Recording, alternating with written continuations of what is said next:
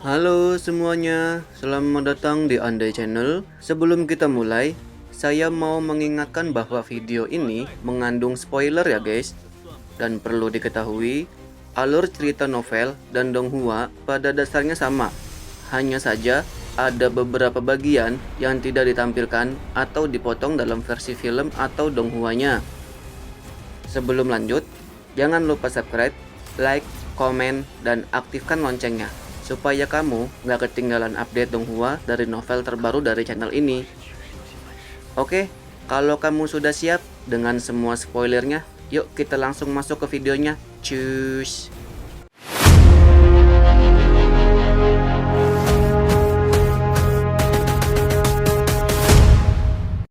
Meskipun Hanli tidak mengetahui secara rinci asal-usul pedang iblis darah ini, ia sangat memahami betapa mengerikannya efek balik dari ki iblis yang terkandung di dalamnya. Karena tidak ingin Nanggongwan menggunakan artefak iblis yang berbahaya tersebut. Sementara itu, untuk barang-barang lain seperti cermin penstabil cahaya dan beberapa harta karun tambahan, Nanggongwan sama sekali tidak berniat mengambilnya. Ia tampaknya masih ingin menjaga harga diri kakak seperguruannya. Terlebih lagi, cermin penstabil cahaya sudah sangat terkenal ketika berada di tangan wanita itu. Jika sampai tersebar kabar bahwa cermin tersebut telah diambil, pasti akan menimbulkan banyak masalah di kemudian hari. Saat itu, Nanggongwan menggenggam jimat pembatas di tangannya, lalu meremasnya perlahan. Dalam sekejap, cahaya merah menyala dan seutas ki hitam pekat keluar dari jimat tersebut, sebelum akhirnya menghilang sepenuhnya. Dengan pembatas yang akhirnya lenyap, Nanggongwan tampak bersemangat. Ia tersenyum manis dan berkata, teknik penahan hati sudah hilang. Tapi sebelum kita pergi, aku harus meninggalkan pesan untuk kakak bela diriku. Hanli tidak keberatan.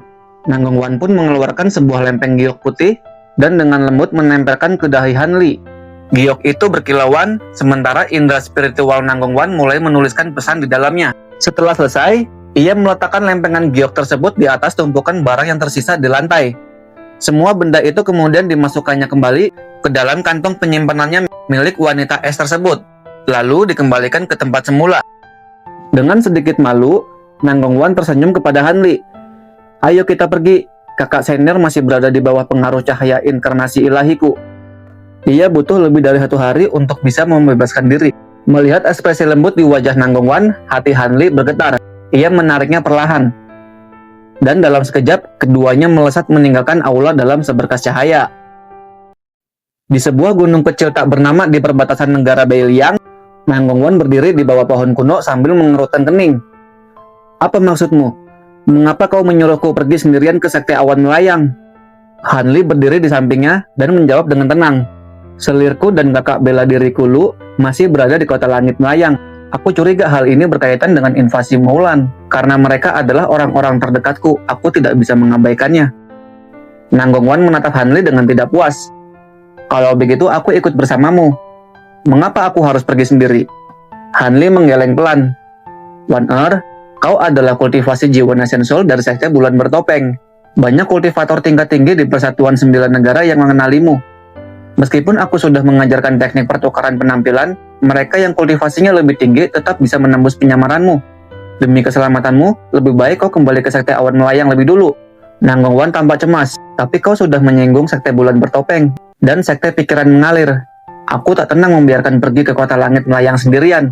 Tenang saja, kau sudah melihat kemampuanku. Di selatan surgawi ini, hanya sedikit orang yang benar-benar bisa menjebak dan membunuhku. Lagi pula aku adalah tetua sekte awan melayang. Dengan invasi Maulan yang sedang berlangsung, mereka tidak akan gegabah. Kakak seperguruanmu juga pasti akan menutupi kepergianmu demi menjaga hubungan dengan Wei Luya. Melihat Hanli telah mengambil keputusan, Nanggongwan tidak membantah lagi. Ia mengetuk kantong penyimpanannya dan mengeluarkan sebuah selendang bersulam, lalu menyerahkannya kepada Hanli. Hanli merasakan energi spiritual yang aneh dari selendang itu. Apa ini? Nanggongwan menjelaskan dengan lembut. Ini adalah harta karun kuno tanpa nama yang kutemukan saat bepergian. Benda ini sangat mudah digunakan dan akan bergerak sesuai kehendak pikiranmu. Aku akan merasa lebih tenang jika kau membawanya. Hanli terdiam lama sambil menatap mata Nanggongwan, lalu tersenyum dan menyimpan selendang itu dengan hati-hati. Tak lama kemudian, Nanggongwan mengeluarkan leontin giok merah. Ini adalah jimat penangkal api. Dua murid yang pertama ku terima sedang membuka toko di kota langit melayang. Jika kau membutuhkan bantuan, tunjukkan jimat ini kepada mereka. Hanli menghafalkan nama-nama itu dalam hati, dan sudah lama ia tidak merasakan perhatian tulus seperti ini. Sebulan kemudian, Hanli tiba di hutan di luar kota langit melayang dan memandang kota itu dari kejauhan. Dalam perjalanannya, ia mendengar kabar bahwa perang telah pecah di perbatasan negara Feng Yuan dan Yu. Pasukan utama Persatuan 9 Negara mengalami kekalahan besar hingga 3 kali berturut-turut dan terpaksa bertahan menggunakan formasi-formasi besar. Setelah memasuki negara Yu, Hanli akhirnya mengetahui penyebabnya.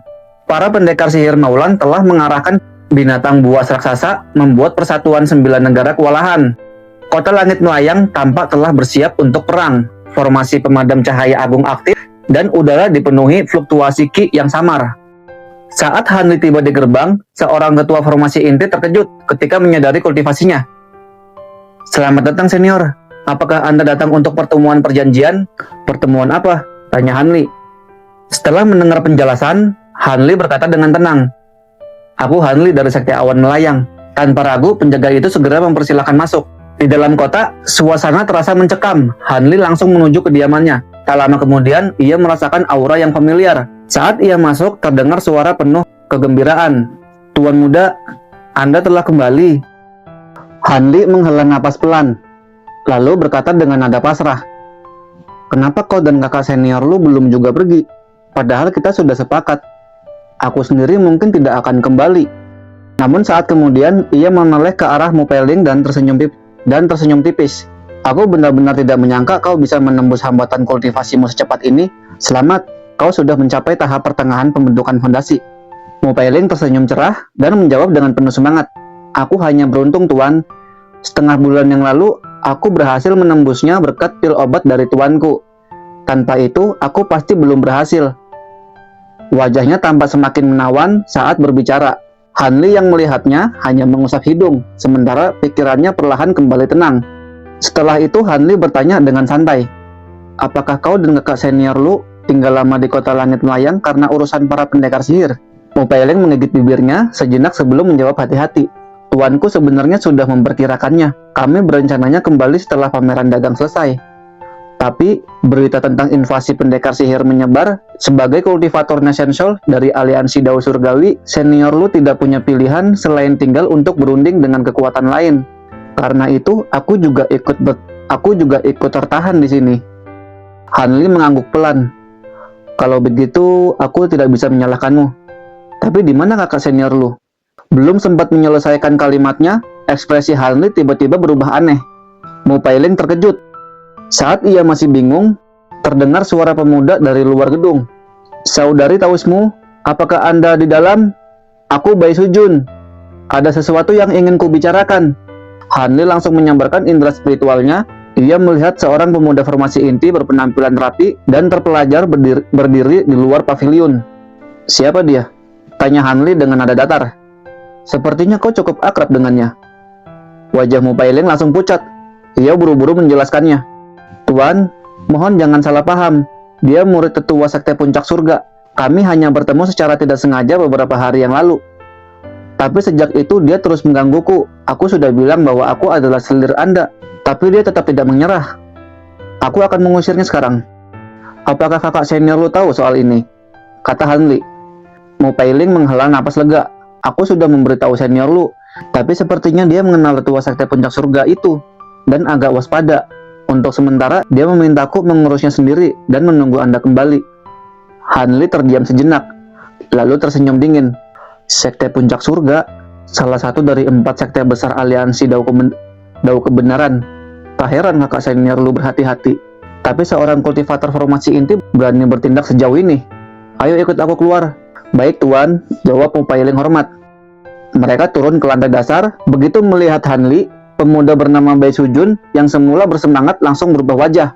Dengan ekspresi muram, Hanli bertanya langsung, "Kau murid Sekte Puncak Surga?" Bai Sujun segera menenangkan diri dan menjawab sopan, "Benar senior, junior ini murid tetua Lu dari Sekte Puncak Surga. Apakah Anda senior Han?" "Langsung saja," kata Hanli dingin. "Apa tujuanmu? Mengapa kau terus mengganggu selirku?" Bai Sujun tersenyum dan berkata licik, Guru saya ingin bertemu Anda, senior. Karena tidak ada kabar, aku terpaksa mendekati rekan Taoismu. Selain itu, aku memang menyukainya. Jika senior bersedia menerima permintaanku, aku akan sangat berterima kasih. Hanli menyipitkan mata. Berterima kasih? Jangan bermimpi. Aku tidak pernah menyerahkan selirku pada orang lain. Aku juga tak punya urusan dengan sekte puncak surga. Seketika tekanan spiritual dahsyat meledak dari tubuh Hanli. Bai Sujun terlempar mundur. Wajahnya pucat. Kakinya gemetar. Hingga akhirnya ia setengah berlutut, tak sanggup menahan tekanan seperti gunung besar.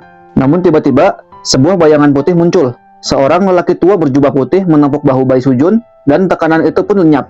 Lelaki tua itu tersenyum ramah. Saudara Taoishan, mohon tenangkan diri. Muridku hanya menjalankan perintahku. Jika tidak begitu, bagaimana aku bisa bertemu denganmu? Hanli langsung menarik kembali tekanannya. Siapa Anda? Kenapa tujuan Anda ingin bertemu denganku? Namaku Lu Weiying, ketua sekte puncak surga. Jawabnya santai. Alasannya akan lebih baik dibicarakan nanti malam. Jika kau datang, kau akan mengerti semuanya. Ia melemparkan sebuah giok hijau kepada Hanli sebelum pergi bersama Bai Sujun. Setelah memeriksa giok itu, Hanli mengerutkan kening. Ia merasa ada kesalahpahaman.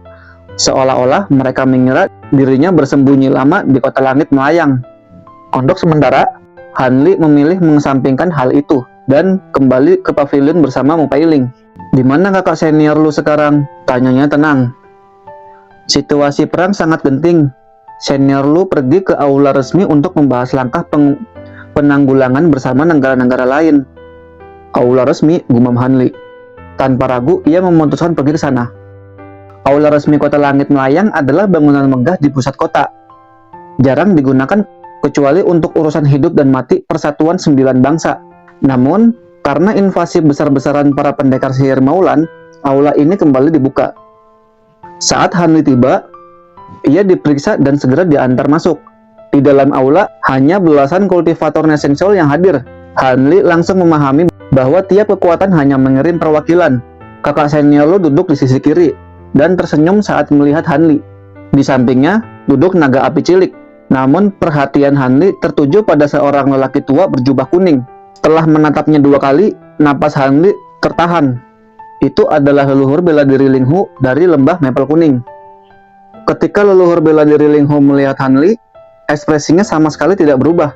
Tidak jelas apakah ia sengaja menyembunyikan emosinya atau memang tidak mengenali Hanli, mantan murid tahap pembentukan fondasi yang dulu nyaris tak berarti di matanya. Pandangan Hanli lalu beralih ke para kultivator lain di dalam aula. Tepat di tengah ruangan, duduk seseorang lelaki tua berwajah ungu dan seorang wanita cantik berjubah istana.